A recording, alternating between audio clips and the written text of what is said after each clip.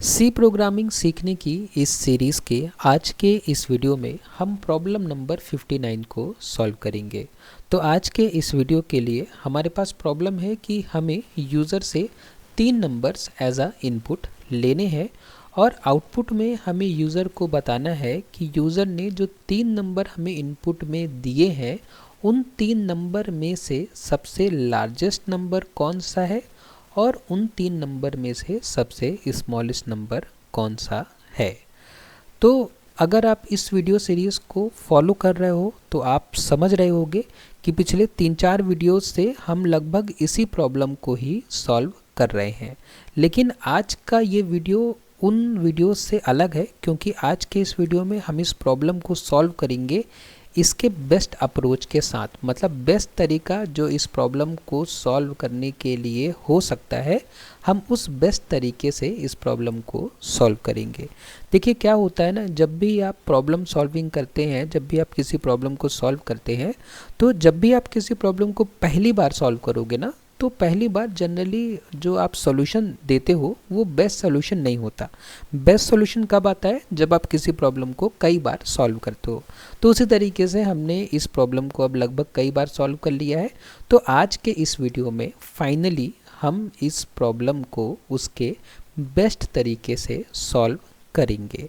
तो इस video series में हम प्रॉब्लम्स को इसी तरीके से सॉल्व करते हैं। अगर आपने इस प्लेलिस्ट में सॉल्व की गई पिछली प्रॉब्लम्स को अगर आपने नहीं देखा है, नहीं समझा है, तो आप मेरे YouTube चैनल पर जा सकते हैं और मेरे YouTube चैनल पर आपको यहाँ पर वो प्लेलिस्ट मिल जाएगी जिस प्लेलिस्ट में हम सी प्रोग्रामिंग सीख रहे हैं, वो भी प्रॉब्लम्स को सॉल्व करते करते। क्योंकि किसी भी प्रोग्रामिंग लैंग्वेज को सीखने का सबसे बेस्ट तरीका होता है कि आप उस प्रोग्रामिंग लैंग्वेज पर जितनी ज़्यादा हो सके उतनी प्रॉब्लम्स को सॉल्व करें। क्योंकि प्रॉब्लम को सॉल्व करने से क्या होता है, एक तो आपका लॉजिक बिल्ट होता है, ठीक है, और ऊपर से आप सिंटेक्स को बहुत अच्छे से समझ जाते हो, आपको रटना नहीं पड़ता, आपको सिंटेक्स खुद से ही याद हो जाता है।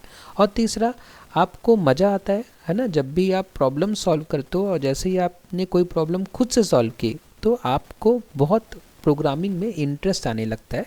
तो इसलिए रिकमेंडेड होता है कि जब भी आप कोई प्रोग्रामिंग लैंग्वेज सीखो तो आप प्रॉब्लम से डायरेक्ट उस लैंग्वेज में सॉल्व करो। तो यहाँ पर देखिए मैंने प्रॉब्लम का सीक्वेंस कुछ इस तरीके से रखने की कोशिश की है कि अगली प्रॉब्लम पिछली प्रॉब्लम से बस थोड़ा ही डिफ़िकल्ट हो, मतलब डिफ़िकल्टी लेवल बहुत स्लोली इंक्रीज़ की जाए, ताकि जब आप एक प्रॉब्लम सॉल्व करके अगली प्रॉब्लम में जाओ तो आपके पास उस प्रॉब्लम को सॉल्व करने का स्कोप खुद से भी रहे, मतलब आप खुद से उस प्रॉब्लम को सॉल्व कर सको, आपको पूरा वीडियो ना देखना पड़े, ठीक है। और मेरा रिकमेंडेशन भी यही है कि आप बस प्रॉब्लम समझ लो, उसके बाद वीडियो पॉज कर दो, उस प्रॉब्लम को अपने सॉल्व करने की कोशिश करो, नहीं कर पाओ तब आप वीडियो कंटिन्यू करो। तो ये है, आप ये सब ज़रूर ट्राई करो, है ना, और मुझे कमेंट बॉक्स में बताओ कि आपको कहाँ पे डिफ़िकल्टी आ रही है और मैं क्या इम्प्रूव कर सकता हूँ इस प्लेलिस्ट में, ताकि आपको प्रोग्रामिंग सीखने में और भी ज़्यादा मज़ा आए। तो चलिए हम वापस लौटते हैं आज के इस वीडियो में और सॉल्व करते हैं आज के इस प्रॉब्लम को बेस्ट अप्रोच के साथ। तो जैसे कि आप समझ ही गए हैं कि इस प्रॉब्लम में हमें लार्जेस्ट और स्मॉलेस्ट नंबर फाइंड करना है यूज़र ने जो हमें 3 नंबर दिए हैं उनमें से। तो आज का जो हमारा तरीका है उसको हम बेस्ट और ऑप्टिमल मेथड क्यों बोल रहे हैं, पहले हम इस बात को समझ लेते हैं, मतलब कंपेयर कर लेते हैं कि पहले हम क्या नहीं कर रहे थे और अब आज हम क्या करेंगे।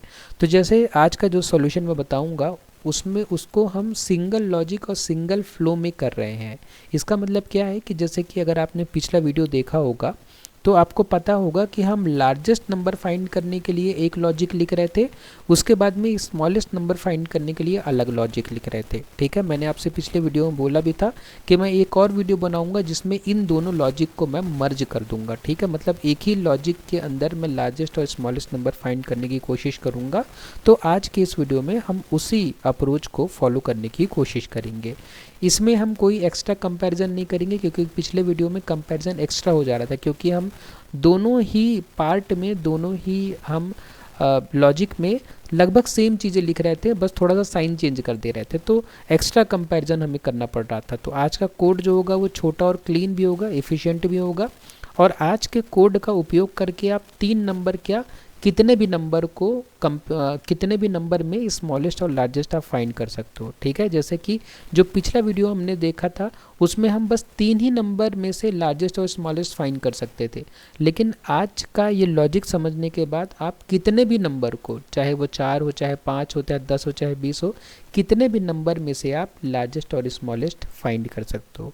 और आज का ये जो हम अप्रोच देखने वाले हैं, आज का जो मेथड देखने वाले हैं, वो रियल वर्ल्ड प्रोग्रामिंग अप्रोच भी कहलाता है। मतलब रियल वर्ल्ड में जब आप प्रॉब्लम सॉल्व करोगे तो इसी तरीके से सॉल्व करोगे। ठीक, इसलिए जो आज का तरीका है वो स्मार्ट और ऑप्टिमल सॉल्यूशन कहा जाएगा।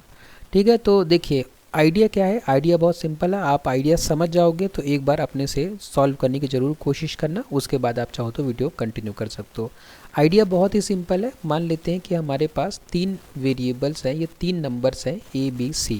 हम क्या करेंगे कि हम ए को ही, जो भी है A B C किसी को भी, मैं पहला वेरिएबल ले लेता हूँ, ए को ही हम पहले लार्जेस्ट मान लेंगे और ए को ही स्मॉलेस्ट मान लेंगे। ठीक है, अब हम क्या करेंगे कि ए को हमने लार्जेस्ट मान लिया। मैं एक लॉजिक लेकर समझाता हूँ, दूसरा उसी के जैसे रिपीट कर देना है हमें। मैं ए को सबसे लार्जेस्ट मानता हूँ। अब मैं क्या करूँगा कि ए को बी से मैं कंपेयर करूँगा और देखूँगा कि क्या बी जो है ए से बड़ा है क्या। अगर बी ए से बड़ा है तो मैं अपडेट कर दूँगा कि लार्जेस्ट जो है वो बी है। ठीक है, अगर b जो है a से बड़ा है तो मैं लार्जेस्ट की वैल्यू चेंज कर दूंगा। अब b हमारा लार्जेस्ट हो जाएगा। अब मैं b और c को कंपेयर करूंगा। ठीक है, अगर c जो है वो b से बड़ा है तो मैं लार्जेस्ट किसको कर दूंगा, c को कर दूंगा। तो इस तरीके से क्या होगा, इस तरीके से जो भी लार्जेस्ट नंबर होगा, मैं चाहे यहाँ 3 नंबर करूँ चाहे 30 नंबर करूँ, जो भी लार्जेस्ट नंबर होगा वो मेरे लार्जेस्ट नाम के वेरिएबल में स्टोर हो जाएगा। उसी तरीके से स्मॉल के लिए हम करेंगे, हम चेक करेंगे कि अगला नंबर पिछला नंबर से स्मॉल है क्या। तो बस देखिए इतना सा लॉजिक है, इतना सिंपल सा लॉजिक है। इसको मैं प्रोग्राम में आपको दिखाता हूँ एक एग्जाम्पल लेकर, तो आपको ज़्यादा समझ में आएगा। देखिए ये प्रोग्राम है, सी प्रोग्राम है, इसमें हमने इंक्लूड किया है। ठीक है, मेन फंक्शन के अंदर हमने 3 वेरिएबल बनाए हैं इनपुट लेने के लिए और 2 वेरिएबल ये बनाए हैं लार्जेस्ट और स्मॉलेस्ट रखने के लिए। ठीक है, लार्जेस्ट और स्मॉलेस्ट नंबर रखने के लिए। यहाँ पे हमने यूज़र को मैसेज दिखाया कि 3 नंबर एंटर करिए। फिर यूज़र ने जब 3 नंबर एंटर किया तो हमने स्कैनफ की सहायता से उन तीनों नंबर को क्या कर लिया, स्टोर कर लिया ए बी और सी नाम के वेरिएबल में। तो जब हम यहाँ पे पहुँच रहे हैं तो हम मान रहे हैं कि हमारे पास ए बी और सी नाम के 3 वेरिएबल हैं और तीनों में कुछ वैल्यू हम मान लेते हैं। यहाँ पे मैं ले लेता हूँ 10, 30 और 20। ठीक है, 3 वैल्यूज़ मैंने 3 वेरिएबल में स्टोर करा लिए। अब देखिए 2 और वेरिएबल हैं लार्जेस्ट और स्मॉलेस्ट नाम के, तो मैं इनको ही बना लेता हूँ। लार्जेस्ट नाम का वेरिएबल है और स्मॉलेस्ट नाम का वेरिएबल है, तो मैं इसको भी यहाँ पे लिख लेता हूँ। अब देखिए इस लाइन देखिए क्या करने की कोशिश की गई है। इस लाइन में largest equal to smallest equal to A, मतलब ए में जो है वो हम स्मॉलेस्ट में और लार्जेस्ट में दोनों में रख दे रहे हैं। तो ए में क्या है, ए में 10 है, तो मैं लार्जेस्ट में भी 10 रख देता हूँ और स्मॉलेस्ट में भी 10 रख देता हूँ। ठीक है, इस लाइन से, क्योंकि यहाँ पे क्या है, ये असाइनमेंट ऑपरेटर है। ठीक है, असाइनमेंट ऑपरेटर का आपको काम पता है ना।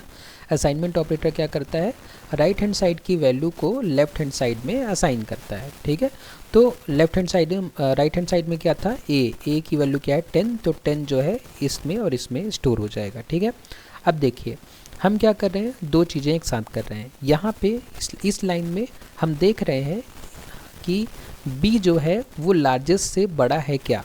b जो है, b की वैल्यू क्या है, b की वैल्यू 30 है, b की वैल्यू 30 है और लार्जेस्ट की वैल्यू क्या है, 10 है।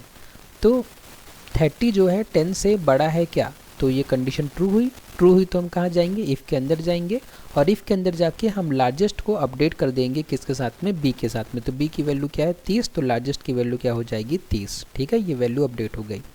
उसी के साथ हम नेक्स्ट चेक कर रहे हैं कि बी की वैल्यू स्मॉलेस्ट से छोटी है क्या। तो स्मॉलेस्ट क्या है, देखिए 10 है, स्मॉलेस्ट 10 है ना।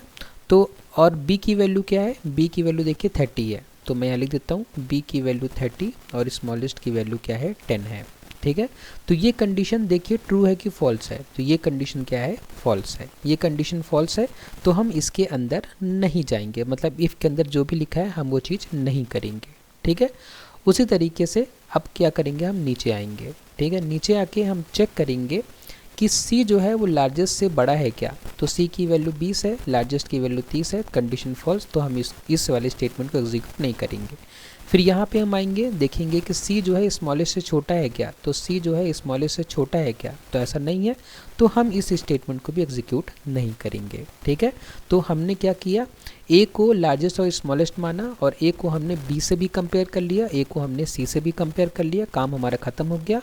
अब लार्जेस्ट हम प्रिंट कर देंगे, लार्जेस्ट क्या हो जाएगा 30, ये जो 30 है लार्जेस्ट नंबर मिल गया हमें, और स्मॉलेस्ट नंबर में हमें क्या मिल गया 10। ठीक है, तो ये हमारा आंसर आ गया, लार्जेस्ट में हमें 30 मिल गया और स्मॉलेस्ट में हमें क्या मिल गया 10 मिल गया। ठीक है, देखिए कितना सिंपल है, इसमें कोई ज़्यादा दिमाग भी नहीं लगाना हमें, बस हमें क्या करना है, हमें एक नंबर को शुरुआत में लार्जेस्ट और स्मॉलेस्ट दोनों मान लेना है, फिर बाकी तीनों नंबर से हमें क्या कर देना है, कंपेयर कर देना है। ठीक है, और हमें अल्टीमेटली आंसर मिल जाएगा। ठीक है, तो ये देखिए, ये अगर इनपुट में 20, 45, 10 होता है तो लार्जेस्ट हमारा 45 हो जाएगा, स्मॉलेस्ट 10 हो जाएगा। इस लॉजिक से मैं एक बार आपको प्रोग्राम रन करा के भी दिखा देता हूँ।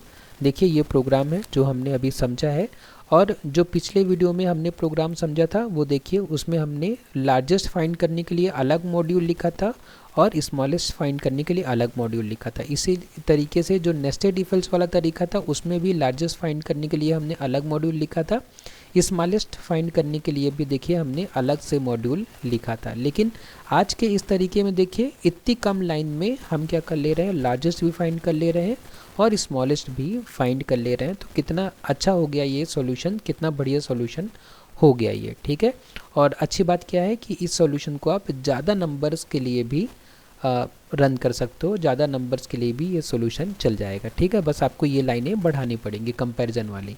तो मैं इनपुट में देखिए मैं कर देता हूँ वही 10, 30 और 20, ये 3 नंबर मैं कर देता हूँ, और मैं जैसे ही प्रोग्राम को रन करूँगा तो मुझे लार्जेस्ट में मिल जाएगा 30 और स्मॉलेस्ट में मिल जाएगा 10।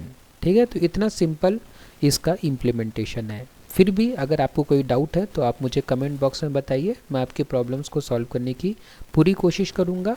तो आज के इस वीडियो में बस इतना ही। अगर आपको वीडियो पसंद आया तो वीडियो को लाइक करें, शेयर करें अपने फ्रेंड्स के साथ में और सब्सक्राइब करें चैनल को। आपने वीडियो को लास्ट तक देखा उसके लिए बहुत बहुत धन्यवाद।